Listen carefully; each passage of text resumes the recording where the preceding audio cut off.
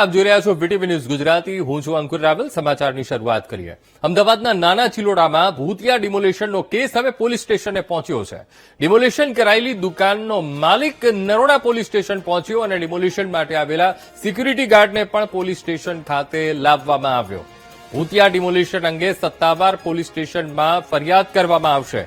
એમસીના નામે નાના ચિલોડામાં 3 દુકાનોનું ડિમોલિશન કરવામાં આવ્યું હતું. ત્યારે ભૂતિયા ડિમોલિશન રાજપૂત સિક્યુરિટીના ગાર્ડ દ્વારા કરાયું હોવાનું સામે આવ્યું છે.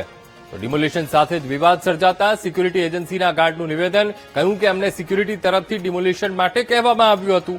અમે ડિમોલિશન દરમિયાન કોર્પોરેશનના કર્મચારીની ઓળખ નથી આપી.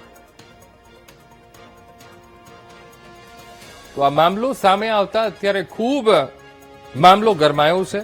ભૂતિયા ડિમોલિશન અંગે હવે પોલીસ ફરિયાદ નોંધાશે, કારણ કે જેમની પણ દુકાનો તૂટી છે, જે વેપારીઓની દુકાનો આ ભૂતિયા ડિમોલિશન તોડવામાં આવી છે, વેપારીઓ અત્યારે પોલીસ સ્ટેશન પહોંચ્યા છે.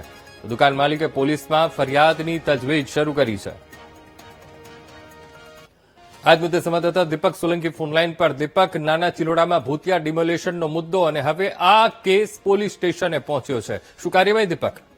અંકુર, જે પ્રકારે સુરતના નાસીનગર જેવી ઘટના અમદાવાદમાં બની, નાના ચિલોડાની અંદર 3 જેટલી દુકાનો છે તે ભૂતિયા ડિમોલિશન થઈ ગયું અને મહાનગરપાલિકાને જાણ નહોતી. હવે મહાનગરપાલિકા સહિત તમામ જે દુકાન માલિકો છે તે પોલીસ સ્ટેશન પહોંચ્યા છે. મામલો નરોડા પોલીસ સ્ટેશન પહોંચ્યો છે અને જે રાજપૂત સિક્યુરિટીના જે બાઉન્સરો આવ્યા હતા કે જેમના દ્વારા ઓળખ આપવામાં આવી કે તેઓ મહાનગરપાલિકામાંથી આવે છે અને 3 જેટલી દુકાનોનું ડિમોલિશન કરી નાખવામાં આવ્યું.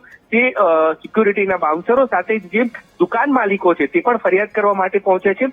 મહત્વનું છે કે આ બાબતને લઈને હવે મહાનગરપાલિકા પણ પોલીસ ફરિયાદ કરવાની છે, કારણ કે મહાનગરપાલિકાની ખોટી ઓળખ આપી અને જે રાજપૂત સિક્યુરિટીના જે બાઉન્સરો છે તેમના દ્વારા ડિમોલિશન કરવામાં આવ્યું છે. એટલે કે ક્યાંક સુરતના નાસીનગર જેવી ઘટના અમદાવાદમાં બની છે અને તે જ બાબતે હવે પોલીસ સ્ટેશન મામલો પહોંચ્યો છે અને હવે આ બાબતે પોલીસ તપાસ કરશે, કારણ કે ઓળખ મહાનગરપાલિકાની આપવામાં આવી છે. મહાનગરપાલિકા દ્વારા સ્પષ્ટતા પણ કરવામાં આવી છે કે તેમની કોઈ પણ મશીનરીનો ઉપયોગ નથી થયો અને મહાનગરપાલિકાના કર્મચારી પણ આ ડિમોલિશનમાં નથી જોડાયા. એટલે કે કોઈના દ્વારા કોર્પોરેશનના નામે આ ડિમોલિશન કરવામાં આવ્યું છે અને હવે પોલીસ નિવેદનો લઈ અને તપાસ કરી રહી છે. અંકુર જી બિલકુલ દીપક, સમગ્ર માહિતી સાથે જોડાવા બદલ આપનો આભાર.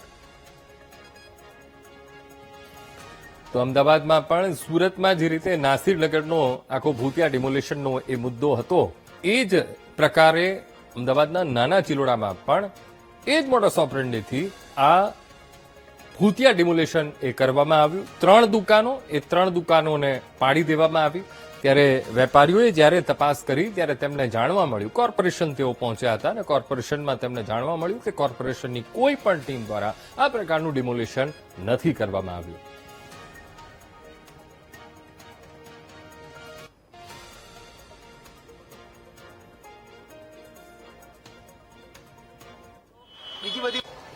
અમને હમણાં જ માહિતી મળતા તરત અમારા એસ્ટેટના સ્ટાફ સાથે અહીંયા સ્થળ પર આવીને ચેક કરેલ છે અને એસ્ટેટ વિભાગ દ્વારા આવી કોઈ પણ પ્રકારની કામગીરી થયેલ નથી. આ ખાનગી પ્રાઇવેટ જગ્યા છે, જે અહીંયાથી કોર્પોરેશન લિમિટ પૂરી થઈ જાય છે, જીઆઈડીસી ચાલુ થઈ છે અને આપણે કોઈ કામગીરી કરેલ નથી.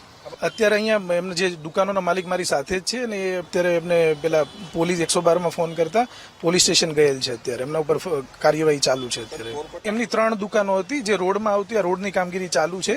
રોડમાં આવતી હતી એ દુકાનો એમને પોતાની જાતે આપણે ડિમાર્કેશન આપેલું હતું અને પોતાની જાતે દૂર કરી દીધેલ હતી. જે નાના ચિલોડામાં જે અત્યારે જે દુકાનોનું ડિમોલિશન થયું, 3 દુકાનો છે જીઆઈડીસી ના પ્લોટની અંદર, જીઆઈડીસી વિસ્તારની અંદર આવેલા છે. પ્રાઇવેટ પ્લોટ છે, એની અંદર 3 દુકાનો હતી. જે ડિમોલિશન થયું જે કોર્પોરેશન દ્વારા થયું નથી. ત્યાં અમારા અધિકારી ને ટીડીઓને બધા ત્યાં આગળ રૂબરૂ જઈ આવ્યા છે. ત્યાં આગળ જે રાજપૂત સિક્યુરિટી એજન્સી જોડે વાત પણ કરી છે. એમાં વિડીયોમાં તમારી વાત સાચી કે કોર્પોરેશનનું નામ આપે છે લોકો, પણ કોર્પોરેશન દ્વારા કોઈ એક્શન લેવાઈ નથી.